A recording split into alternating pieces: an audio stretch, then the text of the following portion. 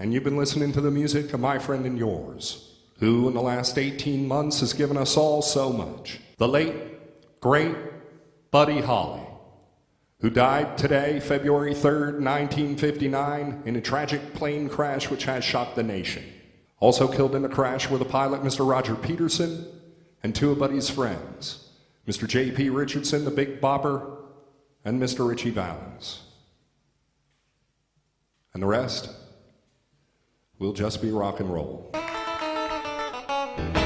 Well, that'll be the day when you sing goodbye. Yes, that'll be the day when you make me cry. You say you're gonna leave, you know it's all right, 'cause that'll be the day when I die. Well, you give me all your loving and your loving, all your hugs and kisses. The Buddy Holly story starts out with pre-famous Buddy Holly in 1956. From his country roots in Texas to his failed tryout with the big record company at the time. Then after he becomes famous and like his journey through it, it was a short journey, but you know, it's...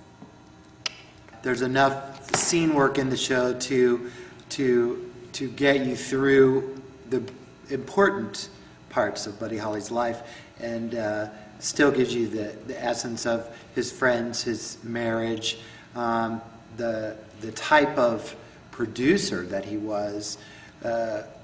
He had such a brief, shining career, less than 3 years before his untimely demise, and he is literally credited with creating what we know as rock and roll today.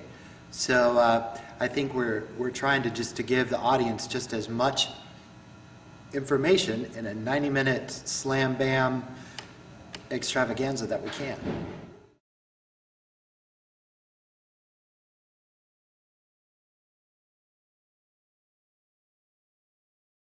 It was important for us to find the essence of Buddy Holly in the actors that we had audition for the show, and we were so fortunate that we had Clayton Avery audition for the show.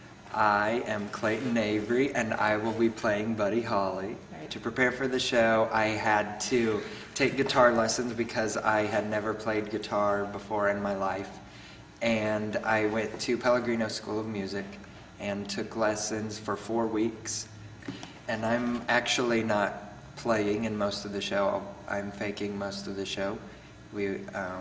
Kyle Noctegal, who is a senior at Glendale, is actually playing.